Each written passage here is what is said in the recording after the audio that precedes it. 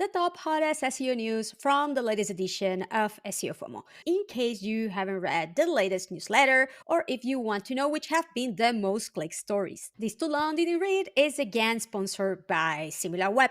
Thank you very much for your sponsorships. Now let's go through the top SEO news of the week. The first one is how Google determines relevancy and helpfulness by Marie Haynes. Marie digs deep, going through all of those signals, areas that Google might take into consideration to determine relevancy and helpfulness, which we know is something that Google wants to highlight, endorse in search results with people first content. And Mary goes through it in this insightful post. I'm not surprised that people is looking to read more into it. Mary is known for her very in-depth and amazing analysis. So this is certainly a piece that I highly recommend you to take a look at if you want to understand better how Google might be assessing here beyond the questions that they have already shared with all of us. It is absolutely essential that we start taking those criteria and signals into account when creating our own content.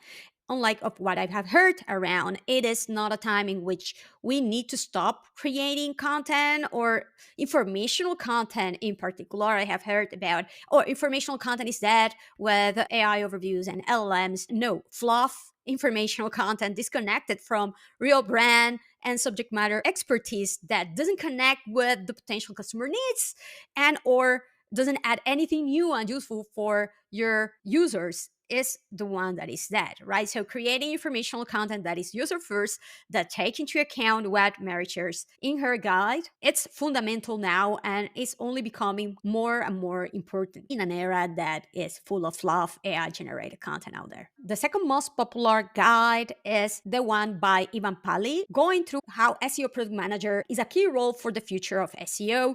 And I couldn't agree more. It's true that this becomes more evident when you work enterprise level, when you work with bigger, very bureaucratic organizations. Remember that I share not so long ago a presentation, and I have shared also even a graphic showing how when companies and websites are small, SEO is more of a brand problem, content popularity, authority. And when the organization and the website is big, SEO becomes more of a product problem, which has to do with technical implementation and the alignment of the already existing ongoing processes and actions in the company, right? And even does a great job here going through products are built to fit with channels. And indeed, SEO, we know that is multidisciplinary too and needs to leverage and align to what already exists in all the digital marketing, brand, design, development, and explain this in a really, really insightful way, and how also becoming an SEO product manager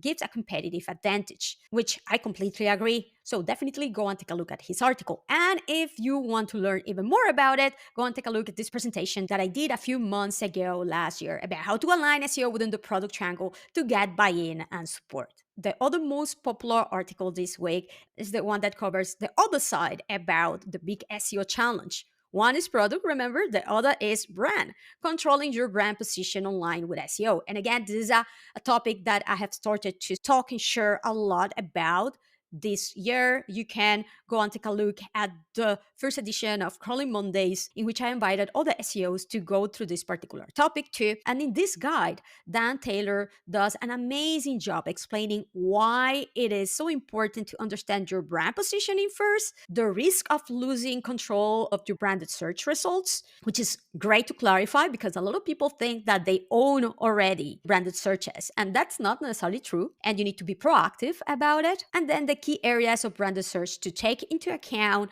and steps to literally take control of your search visibility for those queries that are key for your company through the customer journey. So he goes through monitoring and improving third-party listing, handling negative press and search result, measuring and monitoring brand search performance, brand sentiment analysis, among many others. So this is definitely a guide that you shouldn't miss out. Last but not least, it is our resource from Similarweb that is our today's sponsor too, which is a 2025 SEO benchmark report going through the top 10K websites in 10 different industry in order to understand what is going on, what does it take to win, what are the patterns among the most successful websites, and what are the particularities of what Google is endorsing and giving more visibility for certain industries. I had the chance to take a look at the e-commerce industry data and provide a little bit of feedback and insights about it.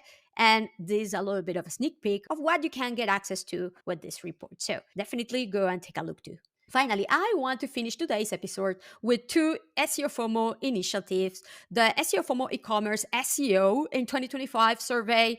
If you're an SEO who works with e-commerce sites, then this survey and giveaway are for you. You just need to take this anonymized survey where I ask very easy to answer questions about your e-commerce SEO processes. I will be sharing the outcome of this survey here in the SEO FOMO website as well as the newsletter, and I will be presenting about it along with a major research that I am also doing. And the best is when you take the survey, you can obtain to participate in this massive giveaway of 15 different tools, many of them among the top tools in SEOs, along with an SEO FOMO mug and hoodie for a very lucky winner. So here's a great opportunity to contribute with the community and get the chance to get this major package of 15 SEO tools. And last but not least is the SEO FOMO plus SEO Week raffle. The SEO Week is happening at the end of April